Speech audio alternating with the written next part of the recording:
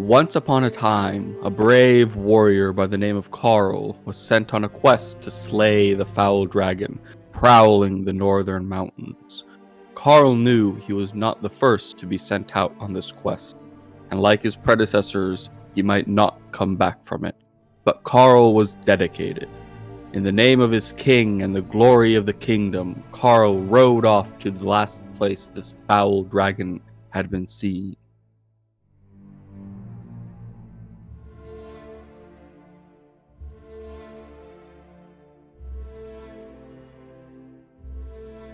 As Karl arrived in the forest near the mountains, he saw a tower rising way above the trees and thought it could be a decent place to camp for the night.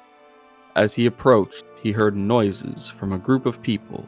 From what he could tell, they planned to raid a small settlement nearby, but as he was outnumbered, he decided to slowly sneak away. But as he crept away, one of them heard the shrubs and noticed Karl. Oh, fuck. And grunted. What's this then, eh? But no one cared about what he said because the others were busy discussing how they were going to divide the loot. When Karl arrived at the tower, he saw that the tower was on a cliff and inaccessible from his side. As he looked around, he noticed a cave entrance and a decomposing body. Karl approached the entrance. The body looked to have been either dragged in by something, or as if it was trying to crawl out before it died. But he guessed it was the latter, because he could see no tracks of anything being dragged in. As he examined the body to know what kind of creature he was dealing with, he noticed a satchel next to the body. He opened the satchel and found a weird tool. Karl could not describe what it was, but he took it and a couple of tall boxes with metal pieces in them with him as well. As he ventured deep into the cave, he came across a small hole that led into a great hall within the cave. In front of this small hole was a pile of bones that shook, moved, and took place before Karl. Karl let out a small scream and jumped back in surprise. He saw a large skeleton emerge from the pile and walk towards him. For some reason, Karl took the thing he found out and pointed it into the skeleton and shouted, "Heresy!" and pulled the trigger. An explosion within the tool occurred, and a piece of small metal went flying through the skeleton's bones within less than a second. The skeleton stopped and started to laugh.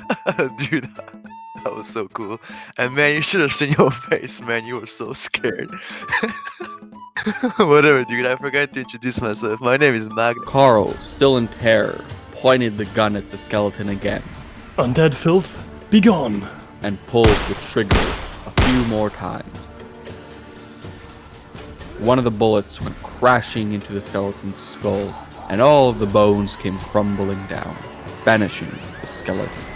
After seeing what he had done, Karl felt invincible and rushed towards the great hall. But when he entered, he couldn't see anything in there. As he looked around, he saw multiple pairs of red demonic eyes surrounding him. He pulled out the gun and opened fire towards the eyes, screaming, "In the name of God, be gone, you unholy race!" But then his gun gave out an empty clicking sound and stopped firing. He heard some whispering in a language he couldn't comprehend, getting louder and louder. Soon, as he felt something touch him on the shoulder, he went, "Yeah, I should really leave, guys. It was nice meeting you." And ran out of the cave, letting out a huge sigh. He set up a camp in the cave and rested until morning came. And then he turned himself into a pickle. Gonna be honest, it was the funniest shit I have ever seen.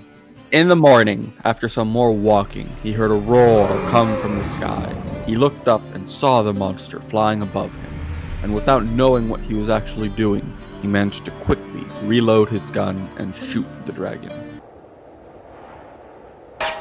It didn't really do much, but he managed to get the dragon's attention. The dragon quickly dived down and landed in front of Karl. Even though Karl had just tried to murder the dragon sounded calm and went, "Trim your lock, Krillkindoff." Karl had no idea what was going on, or what the dragon just said, but he had decided to play along. Hello?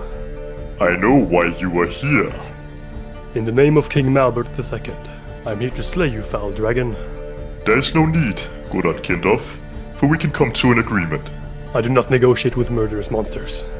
Su'uan Krivan, you are wrong, Kindorf. Those who seek me come back no more, for I make their greatest dreams come true. Wait, then why do they not come back? Why would they?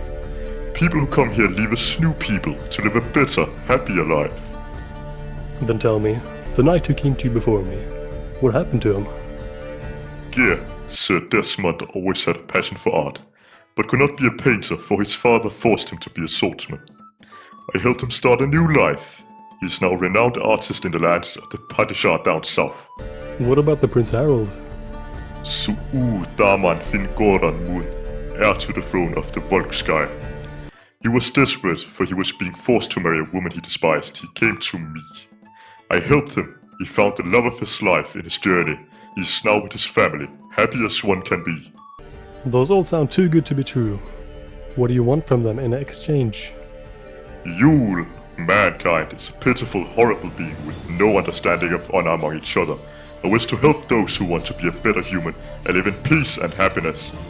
As the dragon was distracted, Karl took the advantage and shouted, For glory! and shot the dragon in the eye, trying to blind it. The dragon screamed in pain Balakjor. and breathed fire upon Karl, who tried to block the flames. When his shield caught on fire, he threw it at the dragon. Yeet! It didn't really help much, but it gave Karl enough time to get to a safe distance. Karl kept shooting the beast, which was not very effective. Are you fucking serious? The dragon jumped towards Karl, knocking him down and flicking the gun away from his reach before he stood up.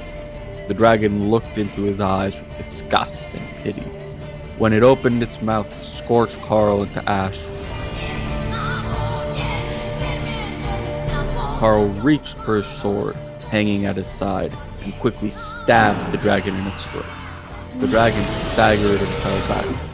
Karl got up and landed a couple of fatal slashes into the beast's undefended neck. The dragon let out a deafening final roar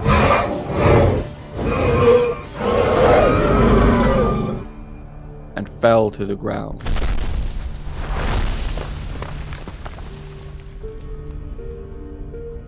Karl, after he took it all in, got up, collected the dragon's head as a trophy, loaded it on his horse, and rode back to the king's palace.